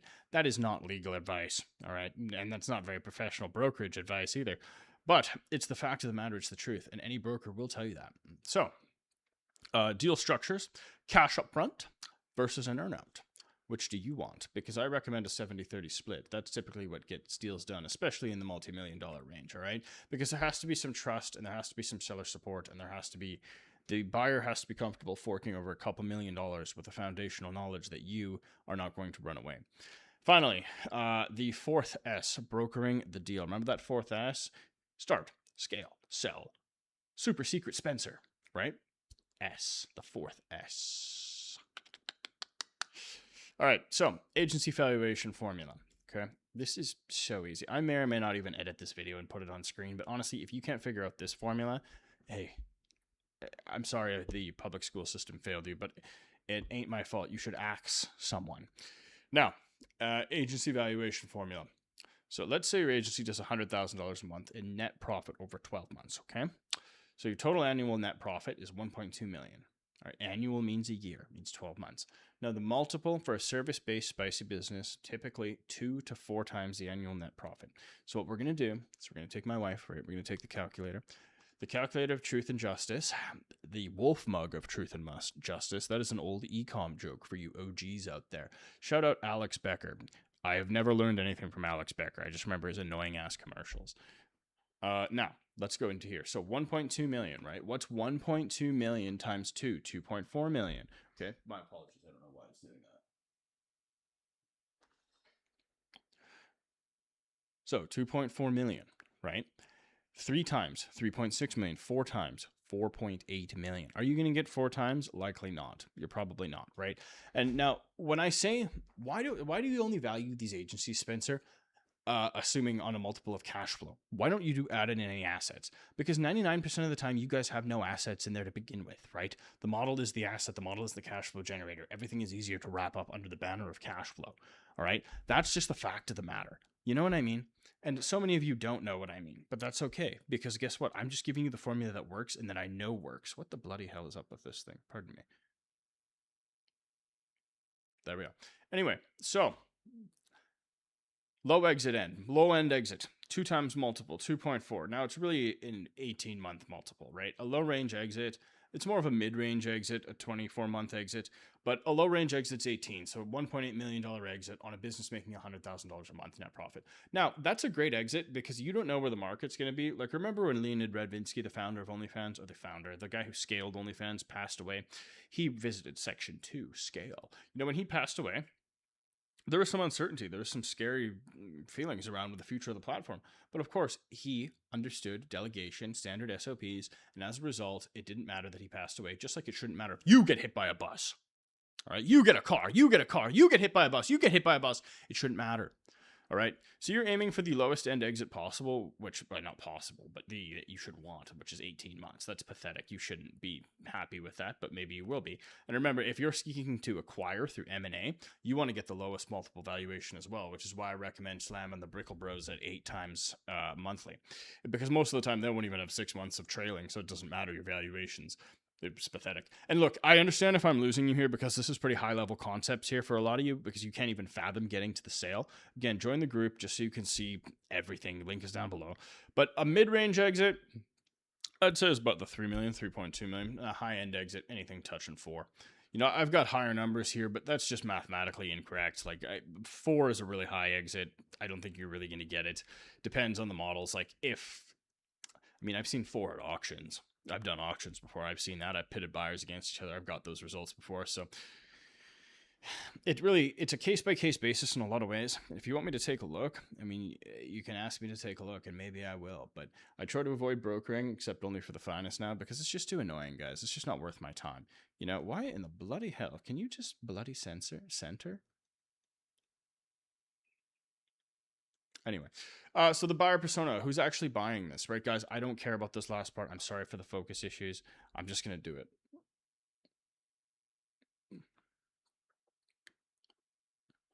All right, whatever. I don't give a shit. Okay, so the buyer personas, who's actually buying this? When we go to sell your agency, right? Who's on the other end of that wire transfer, that crypto transfer, whatever? Okay, and guys, just procedurally, so you understand how this works, oftentimes there's a buyer, there's an escrow in between, whether that's escrow.com or whether that's like an attorney or something that specializes in crypto transactions, whatever. And typically escrow will take 1% or a flat fee of $1,000 or whatever. Ideally, you don't want to pay 1% because on a $2 million deal, that's 20 grand just for the privilege of holding the money for 10 minutes. But they're also holding $2 million, so they have to be a trusted party. You know what I mean? I personally do not act as escrow. I would never act as escrow. And in America, for example, you need to have a certain license to act as that. So the buyer persona, who's actually buying this? So when we go to sell your agency, who's actually on the other end of the wire, right? So the competitor, right? The roll up. And this is the super small multiples, okay? Let me just back this bloody thing up. I don't like how I can't see half my hair. Anyway, that's the super small multiples, right? That's an agency owner who's executing the exact same M&A strategy we talked about in the scale section. They want your roster. They want your chatting team. They want 1-star member of your crew, all right? Now, that's the problem. They know the game. They know the game. I don't know why this isn't focusing, whatever. And they're not going to overpay, okay? They're going to be really hard to convince, really hard to get on a higher multiple because they just understand it, right? Do you think I would pay 24 months on an I bought many agencies before. I wouldn't pay 24 months on an agency if you put one gun to my balls, another gun to my head, and a grenade up my ASS. I wouldn't do that. No, that's not how it works. I would sooner implode. Go right ahead. Shove a pineapple up my nostril for all I care. Now,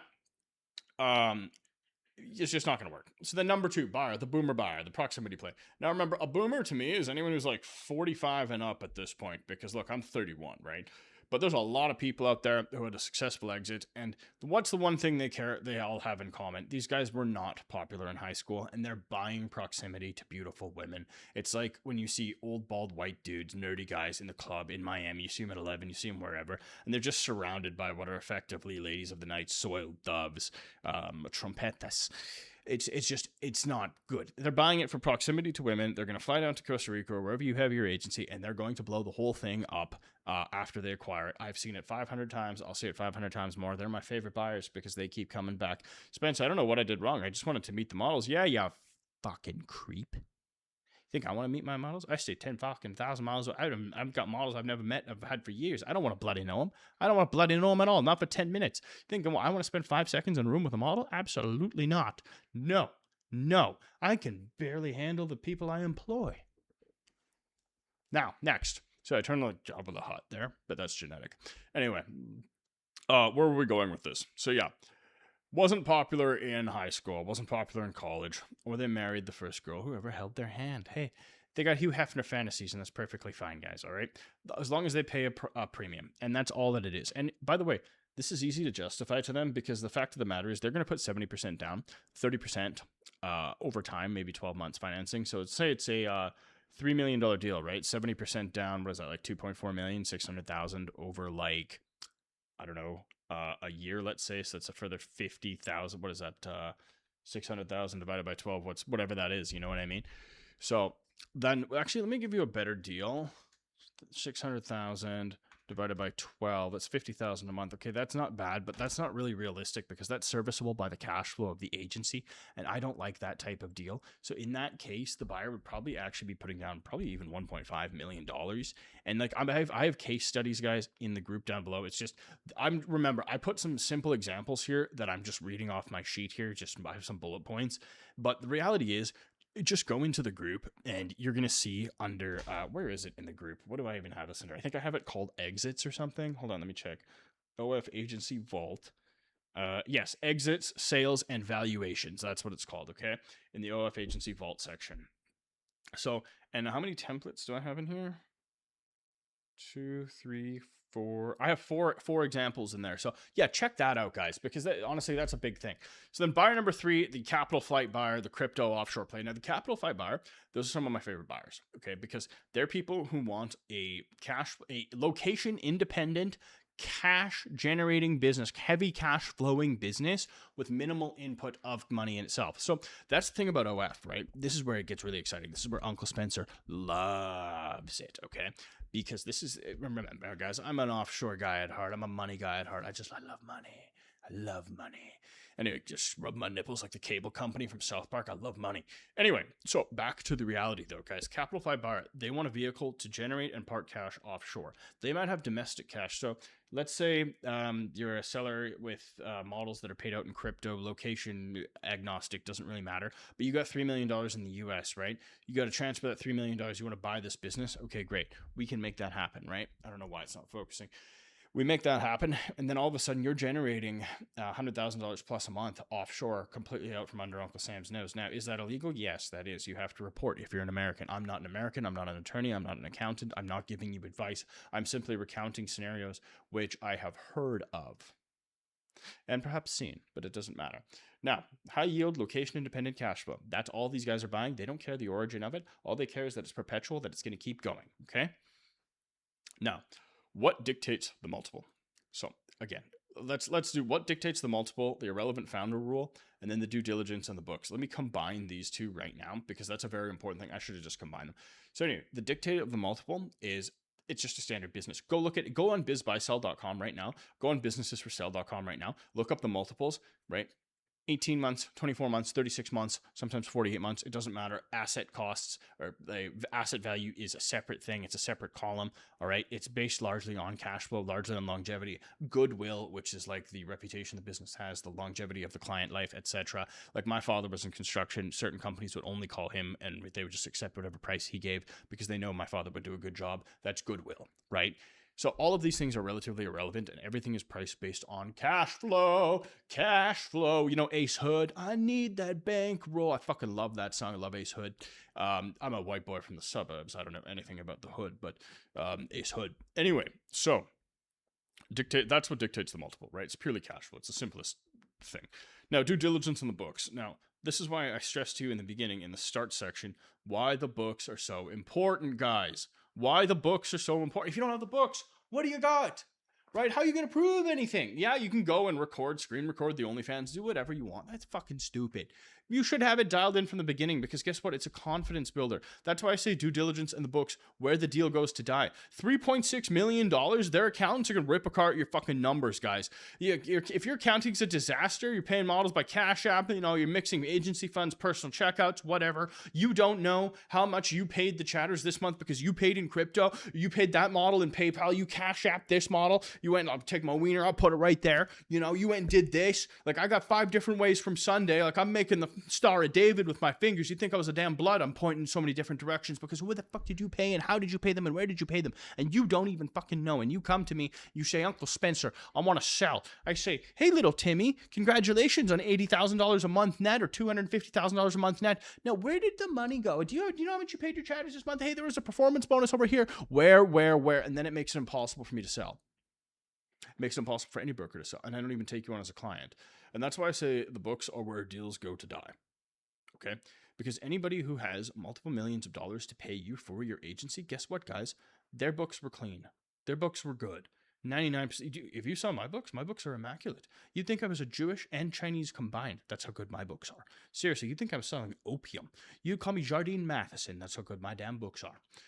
Now, and you know, my grandfather, he was a dry cleaner. He had 3 sets of books. One for him, one for my grandmother, and one for the government. Now, deal structures, cash versus earnouts, and then the 4th S, and then we're wrapping this up, probably about 5-10 minutes. Deal structures, cash versus earnouts. Now, when you sell, you don't usually just get 3.6 million down and walk away, okay? So typically, upfront cash is going to be 50 to 70%. That's the average I see. Let's call it 60%. Now, the earnout and the holdback, that's the remaining 30 to 40% of the business that's tied out over the last 6 to 12 months. And that makes sure that you as the seller, because every buyer, unless they're an experienced operator, is typically going to need what's called seller support. Seller support is you staying with the buyer, doing like maybe 2 or 3 daily calls, not daily, but like weekly, I should say. In the beginning, during the handover, there's going to be a lot of daily calls. Like I myself right now, I'm in Telegram groups with several people, several clients whose agencies I've sold, and the buyers, and they just like me in there because it feels better. There's a neutral party, whatever. And I do that for a fee. Obviously, it's a service. But at the end of the day, the buyer needs to be confident that the models aren't going to walk away, that you're not going to walk away. And by not giving them the whole thing up front, that helps big time. And for example, my commission, 20% of the sale, right? So if that's a $3 million deal, that's $600,000. But if you do 1.5 million down, 1.5 million financed, I only get my 300,000 out of the initial 1.5 million, and I am paid structured out for the rest of the year. So that way everybody knows I got equal skin in the game as the broker. It's just fair. It's just the incentive. It's the way it has to be. I'm the fastest talker on YouTube with the most value, and my videos are still 20, 30 minutes long, or my sections. Anyway, this is going to be an hour plus long video. Insane the value I drop. Retarded insane. Join the Telegram group down below. But anyway, the earnout holdback, that's just the thing, guys. Who demands my attention?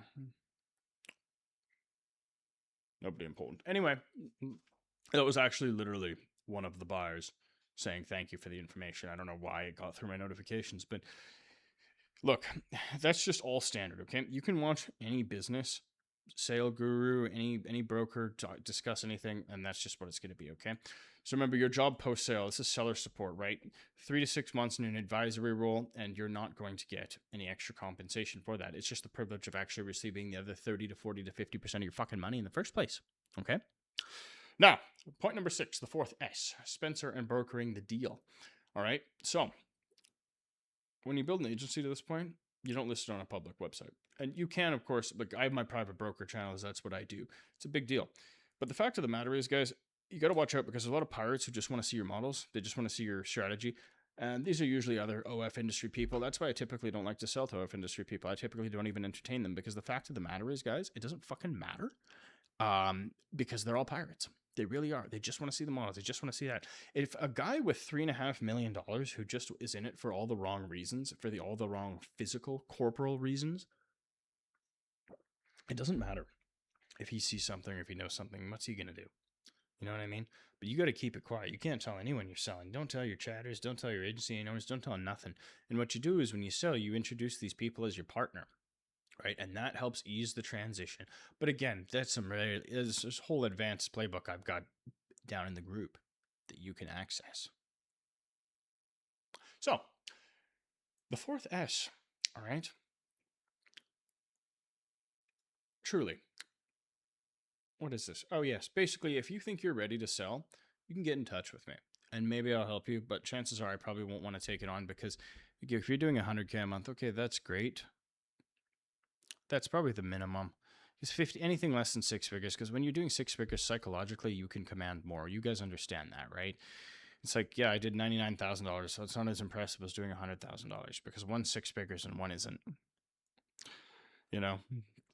Okay, so the outro here, guys. Um, Look, we've just done like what 90 minutes. I did it with 10-minute breaks, made 3, 4 separate videos here. But look, join my Telegram group. It's been a real privilege to hopefully pass some knowledge on to you, just as an OG in the game and someone who's been doing stuff at a 8-figure high level for so long now. And I'm back on YouTube. I'm committing to this, committing to Telegram. I have so many AI projects coming, particularly in the spicy space. I don't know what's going on with this. It's a flagship property we're going to see here. I mean, I do, and I talk about it, but you want to learn more about me, you want to learn everything, guys, I joined the Telegram group down below. And look, thank you for everything. Let's cash out with a couple $1 million together, all right? Like, comment, subscribe, and you guys have a great weekend.